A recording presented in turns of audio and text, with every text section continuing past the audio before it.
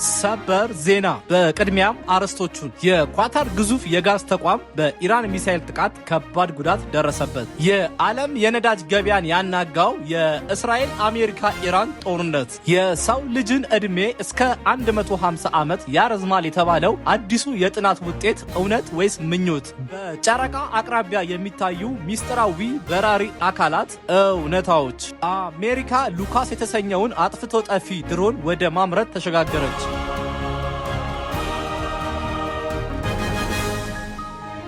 በቅድሚያም በኳታር የሚገኘውና በዓለም ላይ ካሉ ግዙፍ የፈሳሽ የተፈጥሮ ጋዝ ማምረቻዎች አንዱ የሆነው የራስ ላፋን ኢንዱስትሪ ከተማ በኢራን የሚሳኤል ጥቃት ኢላማ መሆኑ ተሰማ። የኳታር መንግስት እንዳስታወቀው ትላንት ረቡዕ እና ዛሬ ሐሙስ መጋቢት 10 ቀን 2018 ዓ.ም በተሰነዘረው በዚህ ጥቃት በተቋሙ ላይ ከፍተኛ ቃጠሎና መጠነ ሰፊ ውድመት ደርሷል። የሀገሪቱ የነዳጅ እና ጋዝ ኩባንያ ኳታር ኢነርጂ በሰጠው መግለጫ በኳታር የሚሳኤል ጥቃቶች በተቋሙ ላይ መፈጸማቸውን አረጋግጧል። የድንገተኛ አደጋ ጊዜ ሰራተኞች የተነሳውን ቃጠሎ ለመቆጣጠር ርብርብ እያደረጉ ቢሆንም በተቋሙ ላይ የደረሰው ጉዳት ግን ከፍተኛ መሆኑ ተገልጿል። በጥቃቱ እስካሁን የደረሰ የሰው ሕይወት መጥፋት እንደሌለ ተጠቁሟል። የኳታር የውጭ ጉዳይ ሚኒስቴር ጥቃቱን ጭካኔ የተሞላበት እና የሀገሪቱን ሉዓላዊነት የደፈረ ሲል የኮነነው ሲሆን በዶሃ የሚገኙ የኢራን ወታደራዊ እና የደህንነት አማካሪዎች እንዲሁም ዲፕሎማቶች በ24 ሰዓት ውስጥ ሀገሪቱን ለቀው እንዲወጡ አዘዋል። ኳታር ይህ ድርጊት ለብሔራዊ ደህንነቷ ቀጥተኛ ስጋት መሆኑን ገልጻለች። ኢራን በበኩሏ ይህንን እርምጃ የወሰደችው አሜሪካ እና እስራኤል በደቡብ ፓርስ የጋዝ መሬቷ ላይ ለፈጸሙት ጥቃት የአጸፋ ምላሽ መሆኑን ገልጻለች። የኢራን አብዮታዊ ዘብ IRGC ጥቃቱ ተቋሙ ሙሉ በሙሉ እስኪወድም ድረስ እንደሚቀጥል ዝቷል። ይህንን ተከትሎ የአሜሪካው ፕሬዝዳንት ዶናልድ ትራምፕ በማህበራዊ ገጻቸው ባስተላለፉት መልእክት ኢራን በኳታር ላይ የምታደርገውን ጥቃት ካላቆመች አሜሪካ በኢራን ላይ ከዚህ ቀደም ታይቶ የማይታወቅ ጠንከር ያለ እርምጃ እንደምትወስድ አስጠንቅቀዋል። ክስተቱ በዓለም አቀፍ የነዳጅ እና ጋዝ ገበያ ላይ ከፍተኛ የዋጋ ንረት ሊያስከትል እንደሚችልም ስጋት ተፈጥሯል።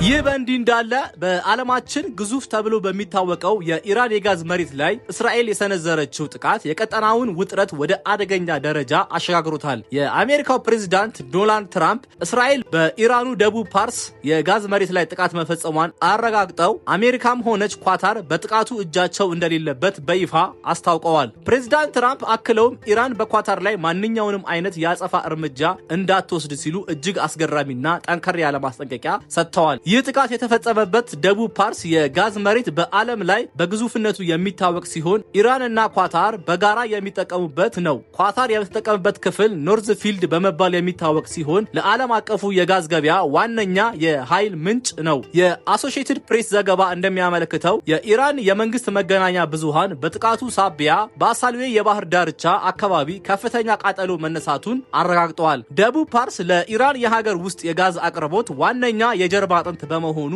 ጥቃቱ በሀገሪቱ የኢኮኖሚ ማህበራዊ መዋቅር ላይ ከፍተኛ ስጋት ደቅኗል። በተለይም በሆርሙዝ የባህር ወሽመጥ በኩል የሚደረገው የኳታር ፈሳሽ የተፈጥሮ ጋዝ ዝውውር ከተቋረጠ በዓለም አቀፍ ደረጃ ሊስተካከል የማይችል የኃይል እጥረት ሊከሰት እንደሚችል ተሰግቷል። ውጥረቱ አሁንም የቀጠለ ሲሆን የቀጠናው ሀገራት ሁኔታውን በከፍተኛ ስጋት እየተከታተሉት ይገኛል። አሜሪካ የኢራንን ዝነኛ የካሚካዜ ወይም ራሳቸውን አጥፍቶ ጠፊ የሆኑትን የሻሂድ ድሮኖች ዲዛይንና ቴክኖሎጂ በመቀመር የራሷን እጅግ ርካሽና ገዳይ ድሮኖችን በብዛት ለማምረት መወሰኗን አስታወቀች። ሉካስ ተብሎ የሚጠራው ይህ አዲስ የድሮን ሲስተም ለረጅም ጊዜ የማሻሻያ ስራ ሲሰራበት ቆይቶ አሁን ላይ ለከፍተኛ ምርት ዝግጁ መሆኑን ወታደራዊ ባለስልጣናት ገልጸዋል። ይህ አጥፊ ድሮን በዋጋው እጅግ ተመጣጣኝ ሆኖ የተነደፈ ሲሆን አንድ የሉካስ ድሮን ለማምረት ከ25000 እስከ 50000 $50 ብቻ የሚጠይቅ መሆኑ ተገልጿል። ይህም አሜሪካ ቀደም ሲል ለተመሳሳይ ወታደራዊ ተግባር ከምታወጣው በሚሊዮን የሚቆጠር ዶላር ከማይጠይቁ ውድ ሚሳኤሎችና ድሮኖች ጋር ሲነጻጸር እጅግ ዝቅተኛና ውጤታማ አማራጭ ያደርገዋል። አሜሪካ ይህን ስልት ለመከተል የተገደደችው ተቀናቃኞቿ ርካሽ ድሮኖችን በብዛት በመጠቀም ድሮን ዋርፌር ከፍተኛ ጥፋት እያደረሱ መሆኑን ተከትሎ የሚሰነዘርባቸውን ጥቃት ለመመከትና አጸፋ ለመመለስ ነው። የሉካስ ድሮን በጦርነት ወቅት በብዛት በማሰማራት በመሰማራት የጠላትን ምሽግ እና ወታደራዊ ተቋማት በዝቅተኛ ወጪ ለማውደም የሚያስችል አቅም እንዳለው ተነግሯል። ይህ የአሜሪካ የጦር መሳሪያ ምርት ሽግግር በዘመናዊ የጦርነት ታሪክ ውስጥ ትልቅ ለውጥ ተደርጎ የተወሰደ ሲሆን ትኩረቱንም እጅግ ውድ ከሆኑ የጦር መሳሪያዎች ወደ ርካሽ ቀላልና በቁጥር በርካታ በሆኑ ድሮኖች ላይ እንዲሆን አድርጓል። ድሮኑ በቅርቡ በይፋ ወደ ተግባር እንደሚገባም ይጠበቃል። በቀጣይም ኔቶ አደጋ ላይ ወደቀ።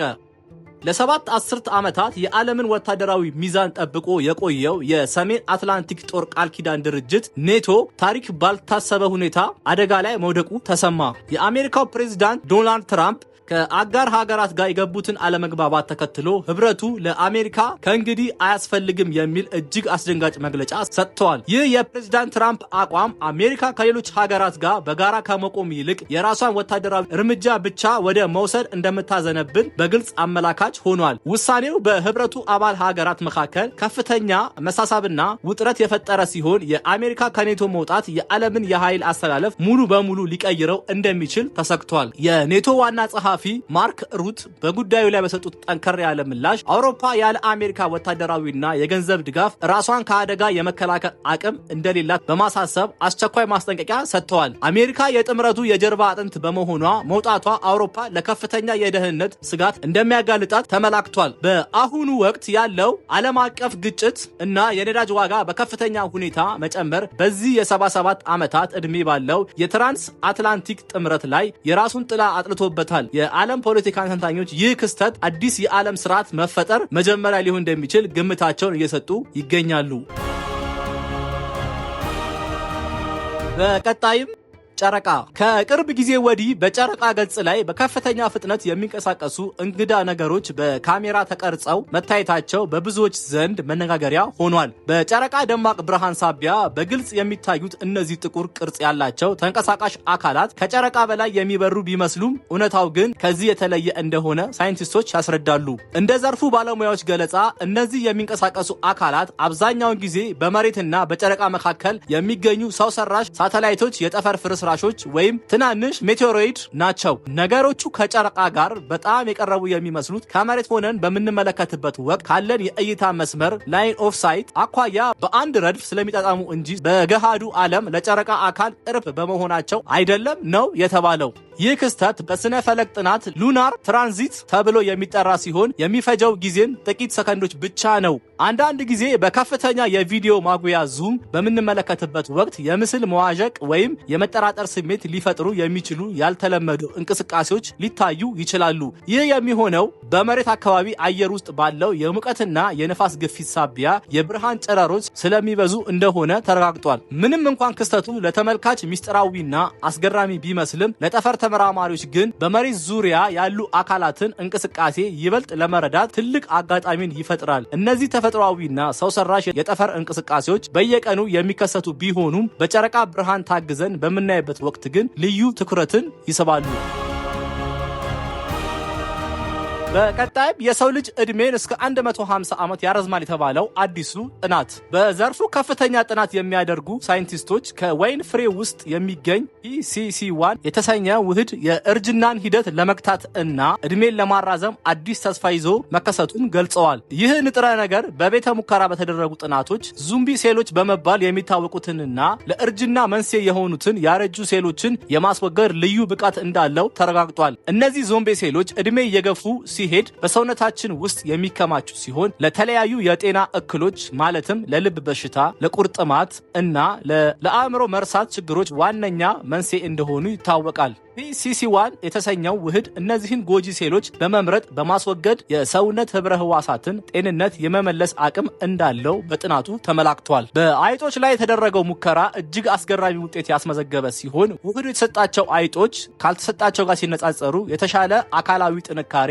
ማሳየታቸውና የመኖሪያ ዕድሜያቸውም መርዘሙ ተረጋግጧል። ይህም ውጤት በዓለም አቀፍ ደረጃ የሰው ልጅ ዕድሜ እስከ 150 ዓመት ሊደርስ ይችላል የሚል መነጋገሪያ አጀንዳ እንዲፈጠር ምክንያት ሆኗል። ይሁን እንጂ ተመራማሪዎች ከፍተኛ ጥንቃቄ ሊደረግ እንደሚገባ ያሳስባሉ።